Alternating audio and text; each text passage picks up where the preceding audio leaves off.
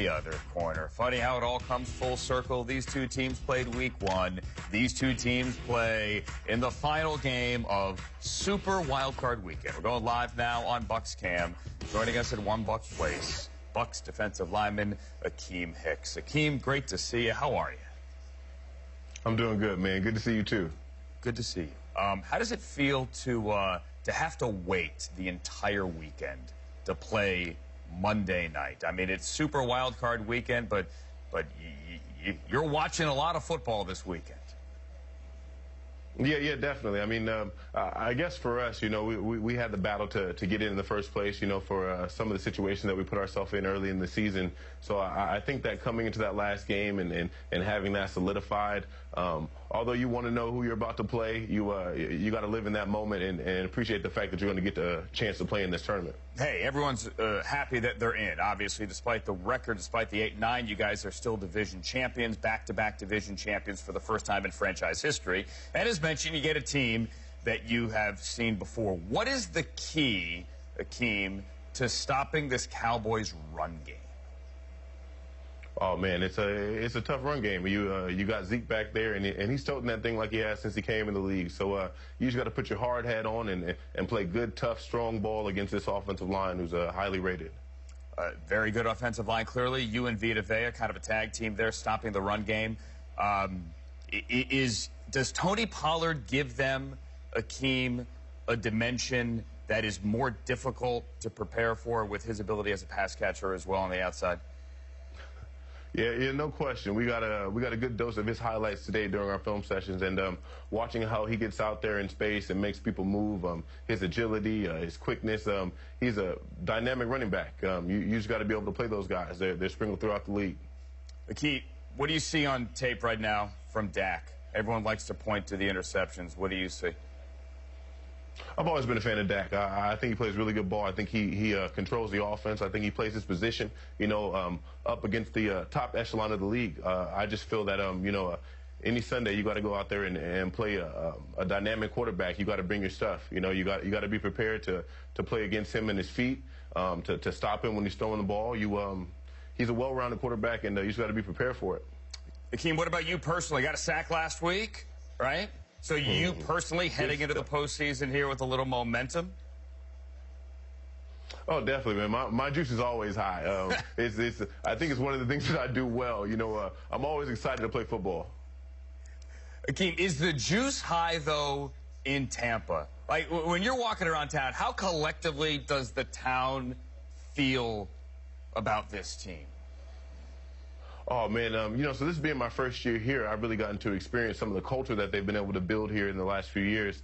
And I think that, you know, the city is definitely riding with us. I don't think that's a question. I think that they know what they have in our quarterback room. And, you know, they want to make sure that they get to enjoy that, you know, while we have them, you know. And I think that anytime you have Tom on the field, you got a chance to win.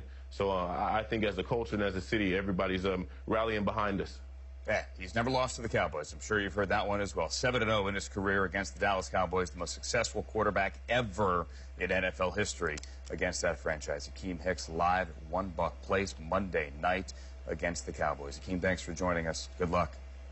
Thank you for having me. Akiem Hicks, everybody. NFL Now continues right here. Coming up, our Hall of Fame quarterback. What does Brock Purdy do this week against the Seahawks? Conversely, how does Geno crack that Niners defense? We'll ask. Skylar Thompson is going to play.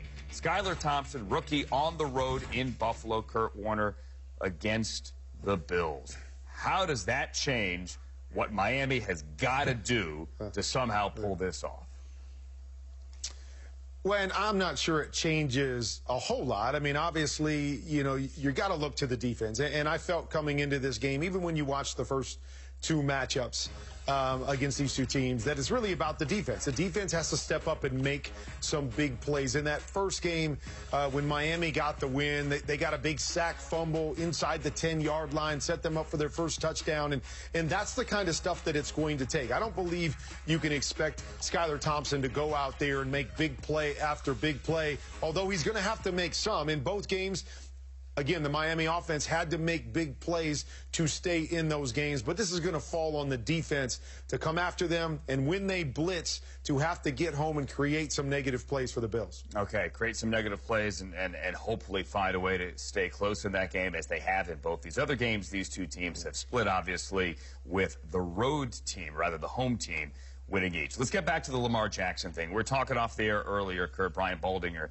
and me, about the PCL. Obviously, the run game is such a huge part. His mobility is such a huge part. It is baked in to this offense. And maybe if he was a stationary quarterback, he could stand back there and wear a big brace.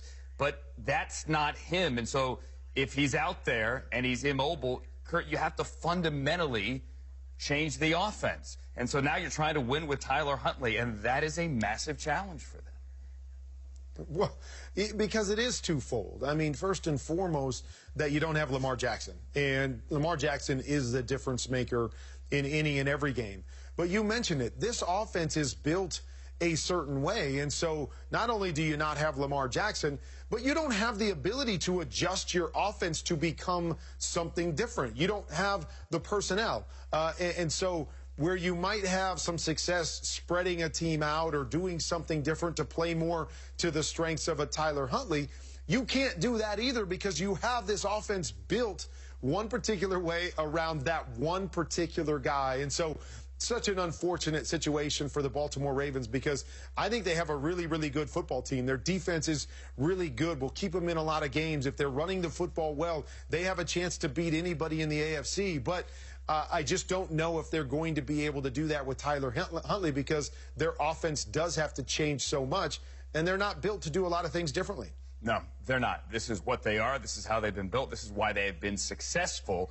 And without Lamar being the guy that we've always seen, it's hard to see that continuing. All right, let's get to Brock Purdy. Kurt, I feel like we ask this question every week. But now that we head into the postseason, he hasn't lost a start there, 10-0 down the stretcher. 10-game winning streak. Have you seen any signs that Brock Purdy may come down to earth? Well, no, I haven't. You know, simply from the standpoint that I don't believe this team is ever going to have to ask him to carry them with his right arm. So he's going to get to be a complementary piece. When you get to be a complementary piece, you don't feel like you have to make every single throw. When you need to throw it away, you can throw it away. When you want to tuck it and run and get 4 or 5 yards instead of trying to force it down the field, you feel like you can do that. Punting is okay with this 49er team. And that's not to say that Brock isn't playing good football because he's processing things well. He's making the right decisions. He's making big throws within a game. But I think where it can really catch up to you is when you're forced to drop back and have to play drop back football time and time and time again. And I don't foresee, when I look at the teams that they're playing against, that they're necessarily going to have to do that, or maybe not until the NFC Championship game. So I believe Brock Purdy is going to play well and play within himself and allow the team around him to help him win football games. Let's transition here to Dak Prescott. And before I ask the question, I want everyone to know that Kurt has an in-depth breakdown of Dak Prescott on his Twitter feed and on his YouTube page. But, Kurt, if you could summarize for the TV viewers here, what do you see with Dak Prescott and all the picks of late? Well, what I see with Dak Prescott is him not getting his eyes in the right spot to start a play. It's so important for a quarterback to understand what he's seeing and get his eyes to the proper place to start his progressions, to start his reads, to get his feet lined up for the throws that he needs to make. And too often I'm seeing Dak with his eyes in the wrong place. And so once your eyes get in the wrong place, now you're trying to play catch up because you don't have a specific read that you're working through based off of where you should have been to start that play. And so that, to me, is the problem. Dak, I've seen him plenty of times in his career get his eyes in the right place and play really, really good football. That's what I'm going to be watching for on Monday night. The confusion from the Tampa Bay defense. Does he, on particular looks, get his eyes in the right spot where he can play football and process correctly? Or does he have the same issues he's had the last few weeks where he starts in the wrong place, he tries to play catch up, and it leads to a lot of those interceptions that we're seeing? He has thrown a pick in 7 consecutive games here as the Cowboys are coming off, to be blunt, their worst game of the year against the Commanders, as now they play Monday night in Tampa. Hall of Famer Kurt Warner. Always appreciate you in the quarterback room. Thank you. Pretty good quarterback matchup. Young quarterbacks coming up Saturday in Jacksonville. It's the only game this week featuring 2 first-round quarterbacks, that is, assuming Lamar Jackson does not play. It is also a rematch of Week 3, where the Jaguars took it to the Chargers here in L.A. You know, Trevor's really had an outstanding season, and we knew that, you know, in the first game he played a really good game against us, and, you know, really has done a nice job leading that team down the stretch to help get him in the playoffs. So, you know, they're a very complete offense. They're balanced, well coached, and they definitely have our full respect. They got some guys back. You know, Joey Bosa on the edge is a great player and played a little bit against us but got hurt. So, you know, he obviously is really good at getting after the quarterback and affecting the game. So things like that. And they just got a bunch of players really all over the field. Derwin is flying around. Great